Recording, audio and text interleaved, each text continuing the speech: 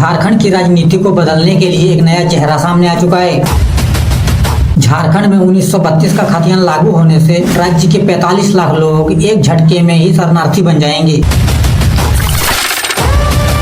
जयराम महतो 1932 का खतियान लागू करने की बात तो कर रहे हैं, लेकिन इसको लागू करने के बाद 45 से 50 लाख लोग जो प्रभावित होंगे, असल में वो कहाँ जाएंगे? इसको लेके पार्टी के पास क्या प्लान है? पार्टी के कुछ कार्यकर्ताओं के बयान से पार्टी कमजोर हो रहा है। पब्लिक डोमेन में लोग खुल के बोल रहे हैं कि ये महतो सपोर्टिव पार्टी है। एक पॉलिटिकल ट्रेनर ने कहा था कि राजनीति में हर समय हर सवाल का जवाब नहीं दिया जाता, लेकिन पार्टी के नेता हर सवाल का जवाब देने के चक्कर में उलझ गए हैं। तो भाई आज जानेंगे कि झारखंड में एक नई राजनीतिक पार्टी के गठन के बाद झारखंड की राजनीति में किस तरह का उथल पुथल मचा है और जयराम महतो की पार्टी को लोग महतो सपोर्टिव पार्टी क्यों कह रहे हैं। तो देखिए, झारखंड में 1932 के खतियान का मुद्दा शुरुआत से ही ट्रेंड में रहा है, लेकिन अब तक ये लागू नहीं हो पाया है। और ये लागू नहीं हो पाने के कारण क्लियर नहीं हो पाया है कि झारखंड का मूल निवासी कौन है और बिहार से झारखंड अलग होने के बाद अब तक झारखंड में बिहार और अदर राज्यों से कितने लोग आके बसे हैं। इसलिए ये मुद्दा झारखंड में आग की तरह काम करता है और यहाँ के पॉलिटिशियंस इसी आग में अपनी खिचड़ी पकाने का काम करते हैं। उसके बाद झारखंड के मूल वासियों का कहना है कि झारखंड सरकार 1932 के खतियान को आधार बना के नियोजन नीति बनाए और इसके हिसाब से सरकारी नौकरी दे। कहने का मतलब है कि झारखंड में जिसके पास 1932 का खतियान है या 1932 से या उससे भी पहले झारखंड में रह रहे हैं, झारखंड सरकार उसको टॉप प्रायोरिटी में रखे। और अगर झारखंड सरकार से इतना भी नहीं हो पाता है तो तत्काल में नियोजन नीति में 90-10 का प्रावधान करे। कहने का मतलब है कि जो झारखंड के मूल वासी है उनके लिए झारखंड सरकार 90% सीट आरक्षित रखे और बाकी के 10% सीट बाहरियों को दे दे। लेकिन झारखंड सरकार हमेशा से ही इस मुद्दे को इग्नोर करता आया है और चुनाव के समय में तो झारखंड के नेता कहते हैं कि हम झारखंडियों के साथ अन्याय नहीं होने देंगे, लेकिन जैसे ही पावर में आते हैं इनका नौटंकी शुरू हो जाता है। देखिए, अभी झारखंड में 60-40 के बेस पे नौकरी मिल रहा है। कहने का मतलब है कि अगर 100 सीटें हैं तो 60 सीटें झारखंड के मूल वासियों के लिए है और बाकी बची 40 सीटें बाहरियों के लिए है। और ये बात झारखंड के मूल वासियों के लिए नासुर बना हुआ है और इसके लिए झारखंड में आए दिन स्टूडेंट का प्रोटेस्ट चलता है। देखिए, नियोजन नीति और यहाँ के युवाओं के रोजगार की मांग को लेकर 2023 में झारखंड के स्टूडेंट और यहाँ के लोकल संगठनों ने मिलकर 2 बार विधानसभा घेराव किया, 3 बार झारखंड बंद किया। राज्य के अलग अलग जिलों में लोगों ने सरकार का विरोध भी किया। उसके बाद यहाँ के स्टूडेंट की तरफ से झारखंड सरकार से इन मुद्दों को लेकर मुलाकात भी किया, राज्यपाल से भी मिले।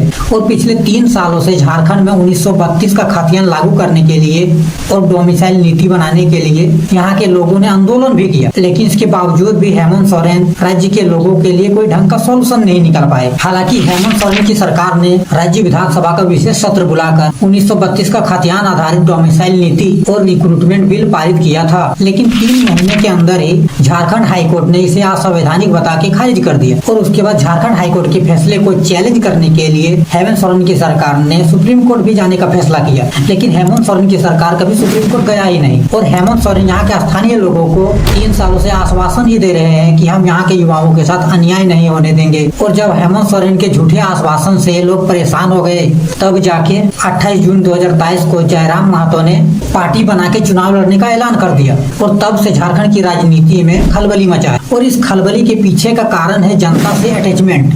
देखिए, बिहार से अलग हुए झारखंड का 24 साल हो गया है और इन 24 सालों में झारखंड में एक भी ऐसा नेता नहीं हुआ है जो जनता के मुद्दे को सीरियस होकर उठाए और जनता के हक और अधिकार की बात करे और जनता के हक के लिए लड़ाई लड़े और जनता के बीच जाके उनका प्रॉब्लम सुने। झारखंड में पिछले 24 सालों से जो भी राजनीति में है वो सिर्फ सीजनेट राजनीति करते हैं। कहने का मतलब है कि जब चुनाव आने वाला होता है तो उसके 4 मंथ पहले यहाँ के नेता पब्लिक के बीच में पहुंचते हैं और चुनाव जीत जाने के बाद यहाँ के नेता 4 साल के लिए जनता से पूरी तरह से कट जाते हैं और अपने फायदे के लिए काम करते हैं। इनको जनता के प्रॉब्लम से कोई मतलब नहीं होता। राज्य के स्कूल में पढ़ाई हो या ना हो, सरकारी स्कूल में डॉक्टर है या नहीं, टाइम पे राज्य में एग्जाम हो रहा है या नहीं, इनको किसी भी मुद्दे से कोई मतलब नहीं है। बस ये 4 मंथ के लिए पब्लिक को अपना शकल दिखाते हैं और उसके बाद पूरे 4 साल तक पब्लिक को लूटने का काम करते हैं। लेकिन जब से जयराम महतो राजनीति में आए हैं तब से ये पब्लिक के बीच में जा रहे हैं, लगातार पब्लिक के प्रॉब्लम को सुन रहे हैं, इनके मुद्दों का समाधान कर रहे हैं, यहाँ के लोगों के लिए लगातार आवाज उठा रहे हैं और लगातार जनता के बीच में जाके उनके हक और अधिकार सुधार के लिए जागरूक करने का काम कर रहे हैं और इस वजह से पब्लिक लगातार जयराम महतो की पार्टी से जुड़ रहे हैं। पब्लिक का इनके साथ अटैचमेंट बढ़ रहा है और ये बात बीजेपी, कांग्रेस, जेएमएम और आजसू के नेताओं को चुभ रहा है। इन पार्टियों को इस बात का डर है कि इससे हमारा वोट टूटने वाला है, इसलिए लगातार कोई जयराम महतो की पार्टी से गठबंधन करना चाह रहा है। कोई पार्टी की छवि को खराब करने के लिए उल्टे पुल्टे आरोप लगा रहा है। कोई थर्ड पार्टी का नेता पार्टी को तोड़ने की कोशिश कर रहा है। उसके बाद मीडिया वाले इस मूवमेंट में आग में घी डालने का काम कर रहे हैं। देखिए अभी झारखंड में सहायक पुलिसकर्मी अपने मांग को लेकर प्रोटेस्ट कर रहे थे और जेबी केसेस का नेता देवेंद्र नाथ महतो सहायक पुलिसकर्मियों की मांग को सपोर्ट करने के लिए गए थे और वहाँ पे पुलिस वालों ने सहायक पुलिसकर्मियों पर लाठीचार्ज कर दिया और इस लाठीचार्ज में देवेंद्र नाथ महतो को बुरी तरह से पीटा गया और इस भाई का हालत इतना खराब हो गया कि इसे रिम्स में एडमिट करना पड़ा। लेकिन जब ये रिम्स में एडमिट हुआ तब जेबी केसेस का सुप्रीमो टाइगर जयराम महतो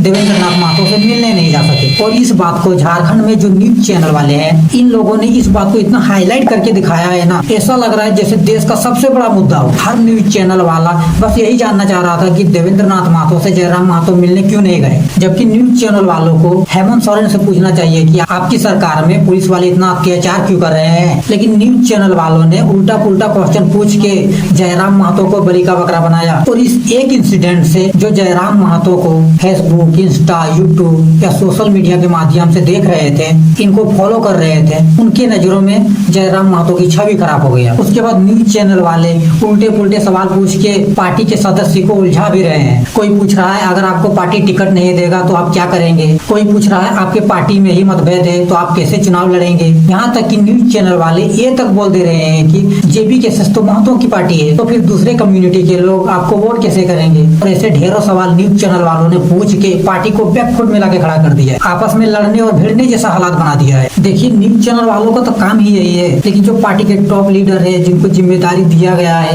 उनको तो अच्छे से पता होना ही चाहिए कहाँ जवाब देना है, कब जवाब देना है, कितना और क्यों देना है। लेकिन हो ये रहा है कि न्यूज चैनल वाले तो सवाल को खींचने का काम कर ही रहे हैं, साथ में जो जवाब दे रहे हैं वो भी जवाब देते वक्त जवाब को खींच रहे हैं और इस खींचातानी में जवाब देते वक्त जुबान से कुछ ऐसी चीजें निकल जा रहा है जिससे पार्टी कमजोर हो रहा है, पार्टी के सदस्यों के बीच आपस में मतभेद हो रहा है। देखिए जयराम महतो ने एक इंटरव्यू में बोल दिया कि देवेंद्र नाथ महतो की पहचान जेबी केसेस में आने के बाद बना है, जबकि ये बंदा पिछले 10 सालों से इस सिस्टम के खिलाफ आवाज उठा रहा है और झारखंड में बहुत सारे स्टूडेंट इस बंदे को जानते भी हैं। उसी तरह समर भाई ने जब मनोज यादव से पूछा कि अगर आपको पार्टी टिकट नहीं देगी तो आप क्या करेंगे, और इसने तो भाई सीधे ही कह दिया टिकट दे या ना दे मैं तो चुनाव लड़ूंगा ही। और ऐसे बहुत सारे भड़काऊ बयानबाजी आपको यूट्यूब में मिल जाएंगे जो पब्लिक डोमेन में होना ही नहीं चाहिए था, क्योंकि इससे पार्टी की छवि खराब हो रहा है। इनके बयान सुनने के बाद पब्लिक को ये तक पता चल जा रहा है कि इनके अंदर आपस में तालमेल नहीं है। उसके बाद जिला लेवल में तो ऐसे ऐसे लोगों को जिम्मेदारी दे दिया है,